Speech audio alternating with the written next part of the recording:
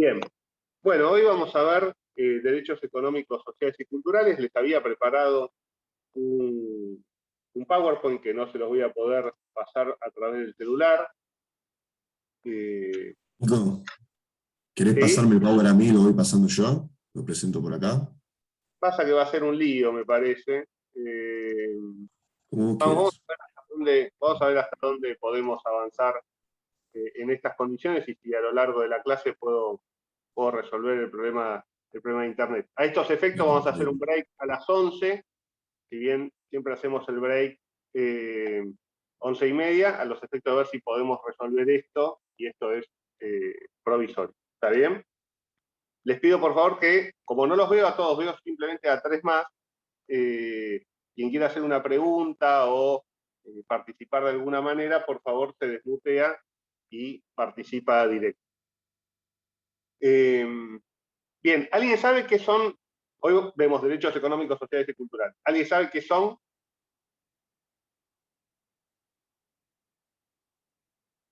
¿No? Derecho de tercera generación. A ver. ¿Cómo es eso? ¿La tercera generación? Tengo entendido que la tercera generación, pues los últimos en haber salido, se incorporaron en el 94. Ok. Bien, pero ¿qué son? Ahora vamos a ir al tema de las generaciones de derechos. ¿Qué es un derecho económico, social y cultural? Por ejemplo, el derecho al medio ambiente, eso no me acuerdo ahora. Ok. Puede ser, pero en principio, efectivamente, el derecho al medio ambiente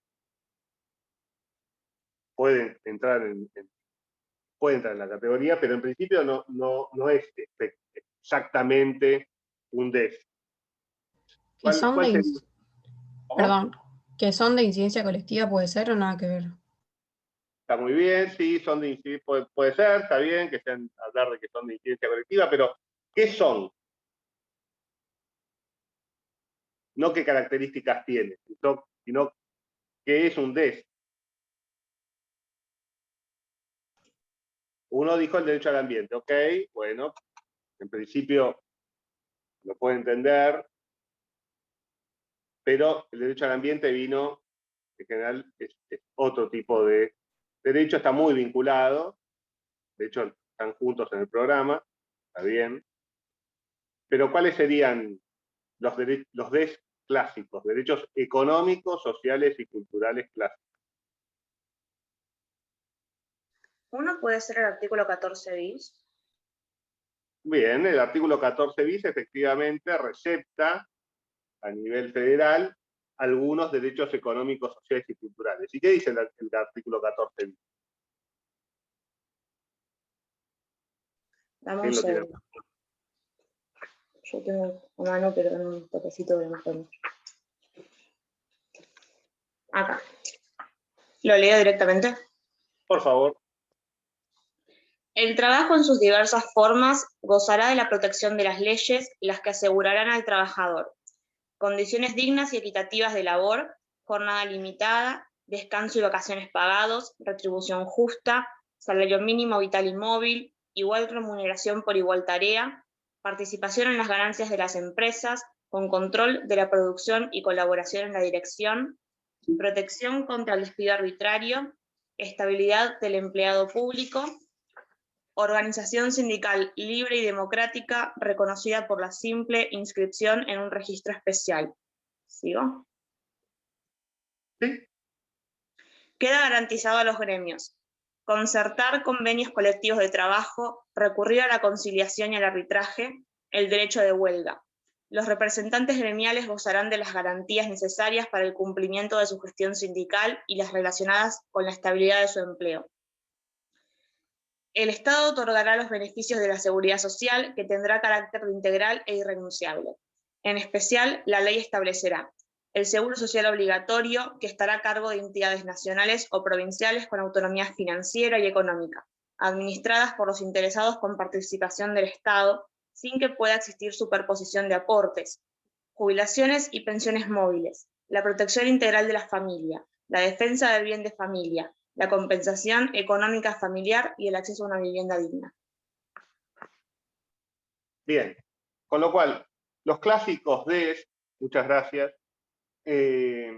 son todo lo que es el derecho al trabajo, el derecho de protección del trabajo, el derecho sindical, el derecho a la salud, educación, a la familia, seguridad social, vivienda, alimentación, vestimenta, cultura, acceso a la cultura, acceso a la ciencia y el derecho de propiedad.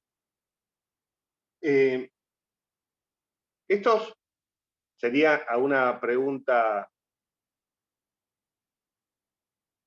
de qué son los DES. Una respuesta posible es, bueno, es el derecho al trabajo, el derecho a la salud, el derecho a la educación. ¿Cuál les parece que es la función de estos derechos?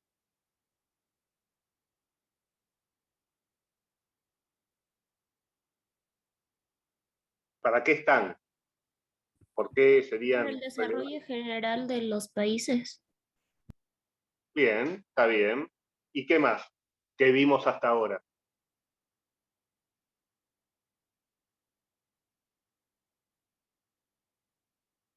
Para mí, profe, se relacionan con una vida digna.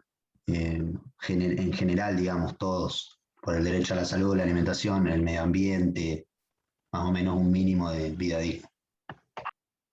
Bien, muy bien. ¿Cómo es tu nombre? Que no te veo. Fausto. Fausto Neira. ¿Cómo andas, Pau?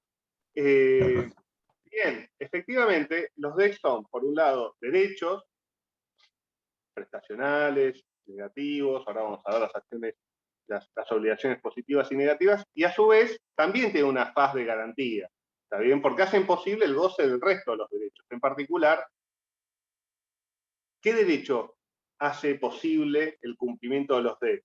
Y sin el cumplimiento de los derechos económicos, sociales y culturales, es imposible hablar de qué. ¿Para qué es fundamental tener una vivienda, poderse alimentar, vestimenta, salud, educación, trabajo? Que vimos en clases pasadas. Podría La idea llegar, sí, no, se me ocurre que podría llegar a relacionarse con lo de la libertad y la igualdad. exacto, Florencia, tal cual. No, los derechos económicos, sociales y culturales son los que hacen posible la existencia y la vigencia de la autonomía personal y de la igualdad entre las personas. Sin vivienda digna, sin alimentación, no hay posibilidad de tener un plan de vida autónomo. No hay forma de planificar tu vida en forma autónoma. Por eso es tan relevante y tan importante los DES. Sin derechos económicos, sociales y culturales, no existen la posibilidad efectiva para todos de ejercer los derechos civiles y políticos, y tampoco ejercer el principal derecho, o uno de los principales derechos que reconoce el constitucionalismo moderno, que es la autonomía personal. No se vacían totalmente de contenido el derecho a la autonomía personal o el derecho a la igualdad si no existe un respeto a los derechos económicos, sociales y culturales robustos. Los derechos económicos, sociales y culturales, de hecho, nacieron a los efectos de garantizar las promesas del constitucionalismo moderno, de la libertad, la igualdad y la fraternidad. Y esto se ve claro, por ejemplo, en uno de los antecedentes constitucionales más importantes, que es, dentro del proceso de la Revolución Francesa, la Constitución Francesa de 1793, la conocida como la Constitución Jacobina, que inspiró Robespierre, que tiene, por ejemplo, 3 artículos que te los paso a leer, ya que no se los puedo mostrar en este momento.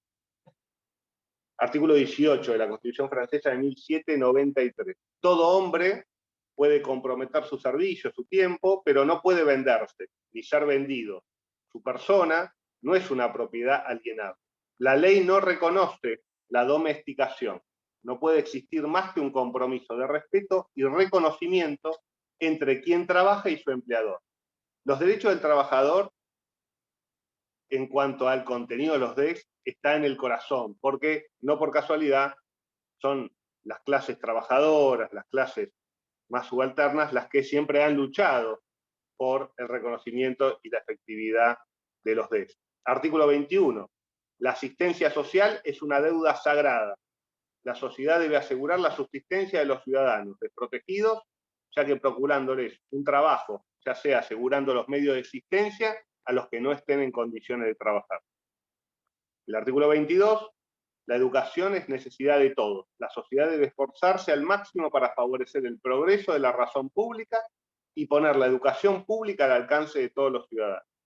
Vamos a ver cómo este contenido, esta Constitución francesa, que tuvo una vigencia de un año, fue abrogada por la contrarrevolución conservadora que impuso la Constitución francesa de 1795, que como ya vimos, borró de la Constitución francesa el principio de igualdad, va a volver a aparecer en el PIDES, que es el Pacto Internacional de Derechos Civiles, el Pacto Internacional de Derechos Económicos, Sociales y Culturales, que va a ser centro de la clase de hoy, y de todo el constitucionalismo social, que es el que viene a traer este enfoque. En la Constitución Nacional podemos ver artículos de DES, ya en la Constitución de 1853, se pueden reconocer DES en el artículo 14 y en el artículo 17, pero donde va a aparecer una protección robusta y por primera vez va a explotar el constitucionalismo social en la Argentina es ¿en qué Constitución? La del 94. En la del 94 efectivamente van a aparecer, pero antes hicieron aparición en la historia argentina con mucha fuerza. La del 49 puede ser. Muy bien, la Constitución del 49. La Constitución del 49 tenía todo un capítulo, los artículos 26, 37, 38, 39 y 40, de derecho de la familia, derecho de los niños, derecho de la ancianidad, derecho del trabajador, y regulación de la propiedad, la función social de la propiedad, la garantía de que la propiedad privada no puede tener fines antisociales, que está al servicio del progreso del pueblo y de la nación, y también cláusulas constitucionales respecto de imposibilidad de privatización de servicios públicos y dominio originario y pleno de la nación respecto de los recursos naturales, del subsuelo, etc. Esa Constitución del 49 que rigió hasta el año 56 y fue abrogada por un bando militar, luego aparecieron los DES tímidamente en este artículo 14 bis, en la reforma de 1957 que había leído Lara al principio de la clase, y vuelven a aparecer con fuerza en la Constitución del 94, en la reforma del 94, como bien dijo la compañera, con la incorporación del artículo 41, el artículo 42, el artículo 75, inciso 17, 19 y 23. ¿Los podemos leer? ¿Alguien que lea el artículo 41?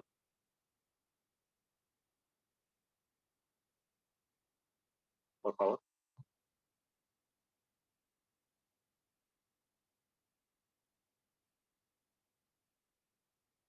Yo lo tengo acá, lo leo. Por favor, Agustín. Artículo 41. Todos los habitantes gozan del derecho a un ambiente sano, equilibrado, apto para el desarrollo humano y para que las actividades productivas satisfagan las necesidades presentes sin comprometer las de las generaciones futuras y tienen el deber de preservarlo. El daño ambiental generará prioritariamente la obligación de recomponer según lo establezca la ley. ¿Sigo? Sí. Las autoridades proveerán a la protección de este derecho, a la utilización racional de los recursos naturales, a la preservación del patrimonio natural y cultural y a la diversidad biológica y a la información y educación ambientales. Corresponde a la nación dictar las normas que contengan los presupuestos mínimos de protección y a las provincias las necesarias para complementarlas sin que aquellos alteren las jurisdicciones locales.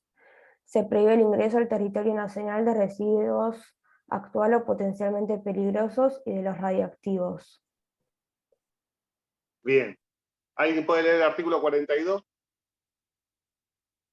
El artículo 41 es el artículo donde irrumpen en la Constitución Nacional los derechos del medio ambiente. El artículo 42 va a ser el artículo de los derechos de los consumidores y usuarios. ¿Alguien lo puede leer?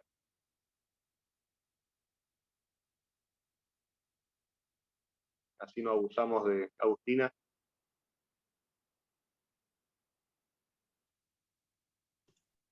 Yo lo leo si querés. Dale, por favor. Los consumidores usuarios de bienes y servicios tienen derecho en la relación de consumo a la protección de su salud, seguridad e intereses económicos, a una información adecuada y veraz, a la libertad de elección y condiciones de trato equitativo y digno. Las autoridades proveerán a la protección de esos derechos, a la educación para el consumo, a la defensa de la competencia contra toda forma de distorsión de los mercados, al control de los monopolios naturales y legales, al de la calidad y eficiencia de los servicios públicos y a la constitución de asociaciones de consumidores y de usuarios. La legislación establecerá procedimientos eficaces para la prevención y solución de conflictos y los mercados regulatorios de los servicios públicos de competencia nacional, previendo la necesaria participación de las asociaciones de consumidores y usuarios y de las provincias interesadas en los organismos de control. Bien. En el artículo 42 aparecen los derechos de los consumidores y usuarios, el derecho a la salud, el concepto de trato equitativo y digno, educación, defensa de la competencia, regulación de servicios públicos y procedimientos eficaces para la prevención y solución de conflictos que también van a ser claves en este tema. Otros artículos son el 75, inciso 17, que dice reconocer la preexistencia étnica y cultural de los pueblos indígenas argentinos, garantizar el respeto a su identidad y el derecho a una educación bilingüe e intercultural, reconocer la personalidad jurídica de sus comunidades y la posesión y propiedad comunitaria de las tierras que tradicionalmente ocupan, y regular la entrega de otras aptas y suficientes para el desarrollo humano. Ninguna de ellas será enajenable, transmisible, ni susceptible de gravámenes o embargos. Asegurar su participación en la gestión referida a sus recursos naturales y a los demás intereses que los afecten. Las provincias pueden ejercer concurrentemente estas atribuciones. El artículo 19 del desarrollo humano, proveer lo conducente al desarrollo humano, al progreso económico con justicia social, a la productividad de la economía nacional, a la generación de empleo, a la formación profesional de los trabajadores, a la defensa del valor de la moneda, a la investigación y al desarrollo científico y tecnológico, su difusión y aprovechamiento, proveer al crecimiento armónico de la nación y al poblamiento de su territorio, promover políticas diferenciadas que tiendan a equilibrar el desigual desarrollo relativo de provincias y regiones, sancionar leyes de organización y de base de la educación que consoliden la unidad nacional respetando las particularidades provinciales y locales, que aseguren la responsabilidad indelegable del Estado, la participación de la familia y la sociedad, la promoción de los valores democráticos y la igualdad de oportunidades y posibilidades sin discriminación alguna y que garanticen los principios de gratuidad y equidad de la educación pública estatal y la autonomía y autarquía de las universidades nacionales. Y también dictar leyes que protejan la identidad y pluralidad cultural, la libre creación y circulación de las obras de autor, otro derecho económico, social y cultural, el patrimonio artístico y los espacios culturales y audiovisuales.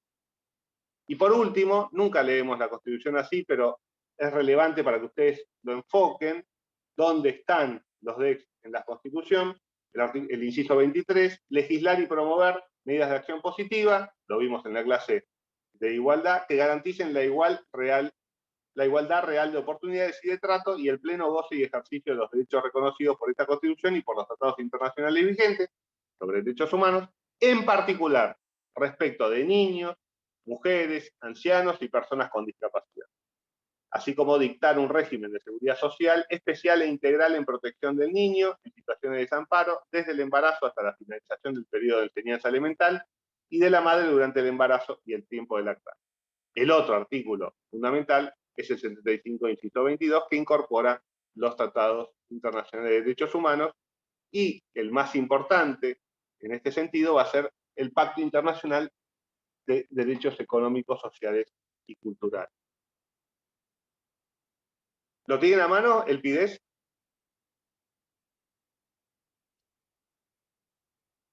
Va a ser importante que manejen este instrumento del PIDEX para esta clase y para el examen también, al menos en los primeros 5 artículos. Los primeros 5 artículos del PIDEX son fundamentales para terminar de comprender a qué se refiere este tema de los derechos económicos, sociales y culturales, y cuáles son las obligaciones estatales y cuál es el nivel de exigibilidad de estos derechos, que es uno de los problemas fundamentales, si leyeron el texto de Abramovich Curtis, ya lo habrán visto. Vamos a hacer un pequeño recorrido sobre este material. Les pido si lo tienen, si están con la computadora o tienen una constitución que tenga los tratados, que los pongan ahí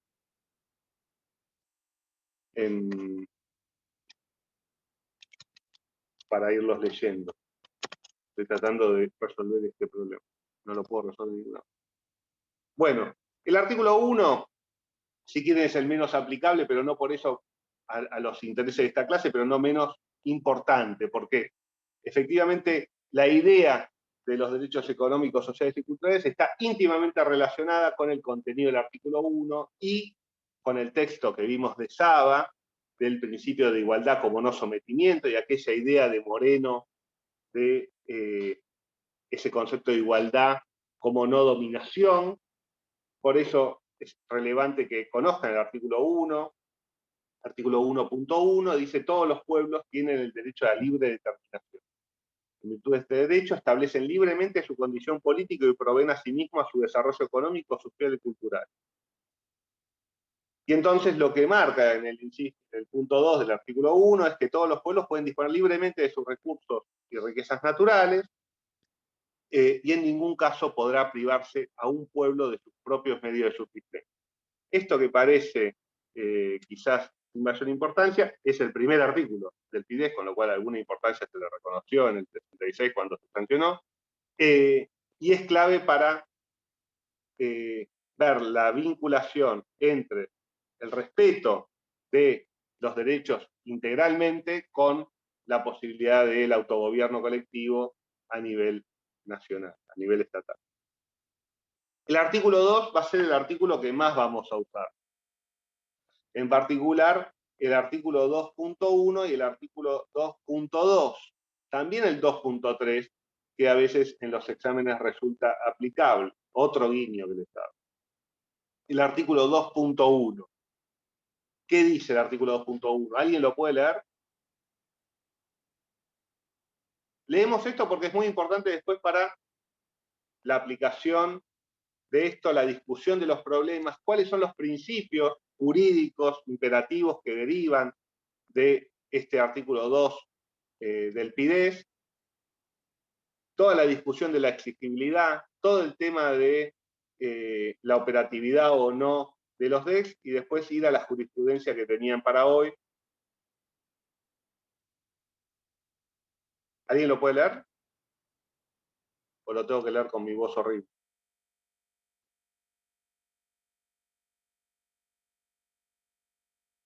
¿Estás callado, Pato, y querés decir algo? ¿Lara? ¿Puedes leer? Yo no quiero ser insoportable, por eso no digo. No, está muy bien. No sos insoportable. Bueno, sí, el primer inciso, ¿no? Sí. Cada uno de los estados partes en el presente pacto se compromete a adoptar medidas, tanto por separado como mediante la asistencia y la cooperación internacionales, especialmente económicas y técnicas, hasta el máximo de los recursos de que disponga, para lograr progresivamente, por todos los medios apropiados, inclusive en particular la adopción de medidas legislativas, la plena efectividad de los derechos aquí reconocidos. Bien. Quiero que hagan eje en alguno de los conceptos de este inciso 1, que los vamos a retomar después. Primero, ¿a qué se obligan los estados? A adoptar medidas. Esta es la primera obligación que deriva del Pacto Internacional de Derechos Económicos, Sociales y Culturales. Con lo cual, primer concepto clave de este inciso 1, el adoptar medidas. El segundo concepto clave de este 2.1 es cuando dice hasta el máximo de los recursos de que dispone. Es el segundo punto clave de este artículo 2.1. De acá se van a desprender principios jurídicos y obligaciones muy concretas de los estados. Ahí me está advirtiendo el teléfono, me estoy yendo al diablo con los datos. Buenísimo. El tercer punto clave, lograr progresivamente, que de acá se va a derivar el principio de progresividad, que tiene su contracara en el principio de no regresividad o la prohibición de regresividad. Lo vamos a ver. Y los últimos dos conceptos clave son medios apropiados. ¿A qué les suena medios apropiados? ¿Los medios más idóneos? Perfecto. El tema de la necesidad y los medios idóneos. Efectivamente, tienen que adoptar medidas hasta el máximo de los recursos que dispongan para lograr progresivamente, a través de medios adecuados, y después da algunos ejemplos de cuáles pueden ser estos medios apropiados.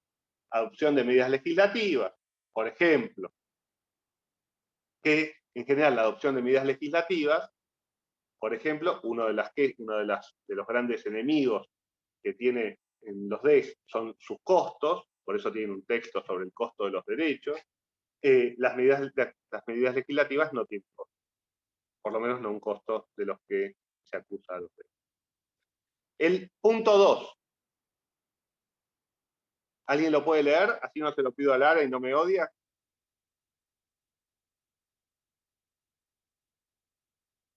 Yo lo leo. Dale. Los Estados partes en el presente pacto se comprometen a garantizar el ejercicio de los derechos que en él se enuncian, sin discriminación alguna por motivos de raza, color, sexo, idioma, religión, opinión política o de otra índole, origen nacional o social, posición económica, nacimiento o cualquier otra condición social. Bien, muchas gracias, Agustina.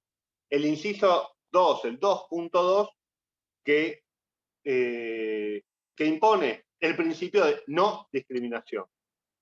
Este principio de no discriminación va a ser clave en la interpretación y aplicación de todos los derechos económicos, sociales y culturales. Es un principio general del derecho, y es una obligación estatal de cumplimiento inmediato, no progresivo. Esta es una gran diferencia entre el 2.1 y el 2.2. Las medidas de las cuales habla el 2.1 tienen que ser dispuestas progresivamente, o sea, el pacto entiende de que el logro del cumplimiento de los derechos económicos, sociales y culturales no es posible en lo inmediato, sino que es un camino a transitar, pero el 2.2 sí es de cumplimiento inmediato, y los estados no pueden discriminar en el acceso a los DEX por estas razones.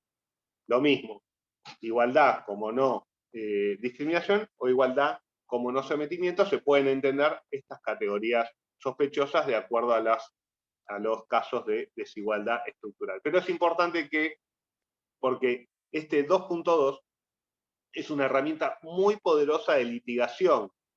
Vamos a ver el tema de la litigación en DES, y el principio de no discriminación es una de las herramientas más potentes y más amigables para el sistema judicial para intervenir en este tipo de incumplimientos. Por ejemplo, un ejemplo es un fallo de la Corte de hace unos cuantos años, no tanto, en donde se declaró discriminatorio el trato hacia los usuarios del ferrocarril entre los usuarios del ferrocarril Mitre y los usuarios del ferrocarril Sarmiento. sé si alguna vez viajaron en alguna línea de trenes, pero si uno viaja en el tren Mitre, tiene aire acondicionado, la puerta se abre con un botoncito y demás, y si uno viaja en el Sarmiento, nada de eso ocurre. Entonces, bueno, ahí se está prestando un servicio público discriminado. Y el punto 3, ¿alguien puede leer el inciso 3 del artículo 2?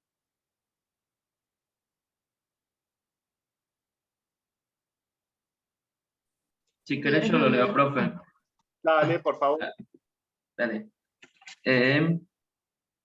Los países en desarrollo, teniendo debidamente en cuenta los derechos humanos y su economía nacional, podrán determinar en qué medida garantizarán los derechos económicos reconocidos en el presente pacto a personas que no sean nacionales suyos. Bien, el artículo 2.3 viene a establecer la posibilidad de que los países en vías de desarrollo garanticen menos los DES a las personas que no sean nacionales. Es una restricción o una limitación al principio de no discriminación muy importante, siempre condicionado al respeto de los derechos humanos y haciendo referencia a su economía nacional, que está vinculado con lo que dice el 2.1, hasta el máximo de los recursos que disponga. No es que puede simplemente discriminar por razón de nacionalidad, lo que está prohibido por el 2.2, pero le permite a los países en vías de desarrollo tener ahí un grado de discrecionalidad respecto al grado de garantía de los DES de los no nacionales. Este es un punto que muchas veces se pasa por alto, pero hay que tenerlo en cuenta. Bien. Luego está en el artículo 3, 4 y 5, que no se los voy a hacer leer, pero básicamente el artículo 3 refiere a la igualdad de género entre hombres y mujeres. Hay un artículo puntual sobre igualdad de género. El artículo 4 es referido a restricciones, es un artículo importante. También es un artículo que, por ejemplo, gobernó o gobierna las situaciones de pandemia, que dice así: los Estados partes en el presente pacto reconocen que, en el ejercicio de los derechos garantizados conforme al presente pacto por el Estado, este podrá someter tales derechos únicamente a limitaciones determinadas por ley, solo en la medida compatible con la naturaleza de esos derechos y con el exclusivo objeto de promover el bienestar general en una sociedad democrática. Acá hay tres, o sea, por un lado, se le permite a los estados restringir estos derechos o limitarlos, y les ponen algunas condiciones que son claves, que a su vez hay que interpretarlos a la luz de la jurisprudencia de la Corte Interamericana, en el caso argentino. Primero, tienen que estar determinadas por ley, dice. La Corte Interamericana tiene una opinión consultiva, la opinión consultiva 30, donde define el concepto de ley, es bastante clara en cuanto al contenido de ley, en cuanto a ley formal, emitida de un Congreso, admite excepciones a regulaciones por decreto o por otro tipo de normativas, o sea, no es que toda limitación que no salga por ley del Congreso es inválida, pero en principio tiene que ser por ley. Por ejemplo, cuando uno emite un DNU para limitar un derecho económico, social y cultural, tienen que estar dadas todos los requisitos del 99, inciso 3, y entonces ahí la Constitución Argentina le reconoce fuerza de ley a un DNU. Si no están respetadas todos los requisitos del 99, inciso 3, conforme lo interpreta la Corte Suprema de Justicia, bueno, ahí van a tener un punto para atacar un DNU, por ejemplo, por violación del principio de legalidad. Si lo respeta, sepan que la opinión consultiva 30 de la Corte Interamericana le reconoce valor. Y luego, de vuelta con debido proceso, solo acepta limitaciones en la medida que sea compatible con la naturaleza de esos derechos, ahí está hablando de la esencia de los derechos, cuál es el grado de soportabilidad de la restricción de derechos, y con un fin único y exclusivo, que es el de promover el bienestar general en una sociedad democrática, no cualquier bienestar general. Con lo cual, si bien es un estándar, como todo estándar jurídico es indeterminado, le fija restricciones o le fija estándares que son susceptibles de ser entendidos y delimitados a través del control judicial de constitucionalidad. Y después el artículo 5, que es una cláusula de interpretación de que, bueno, ninguna cláusula del pacto puede ser entendida como permisiva de actos encaminados a la destrucción de cualquier derecho, dice liberal. Ahora vamos a ver por qué las Naciones Unidas emitieron dos pactos, el Pacto Internacional de Derechos Civiles y Políticos por un lado y el Pacto Internacional de Derechos Sociales y Culturales, con lo cual lo que está diciendo acá es, bueno, nada de lo que dice este pacto puede ser entendido como para violar el Pacto Internacional de Derechos Civiles y Políticos. Y a su vez el principio, si quieren algunos lo interpretan como pro homine o el principio de subsidiariedad, respecto de que no se puede admitir ninguna restricción o menoscabo a un derecho bajo pretexto de que este pacto no los reconoce o los reconoce en menor grado que una normativa local o otro tratado internacional. Siempre se aplica el que brinda mayor protección al derecho en cuestión que quiere ser custodiado por el tratado internacional. Si les parece, vamos a hacer un pequeño break de 5 o 10 minutos, a ver si yo puedo resolver este tema del celular, a ver si me puedo conectar de alguna otra computadora, y seguimos con la clase. ¿Les parece?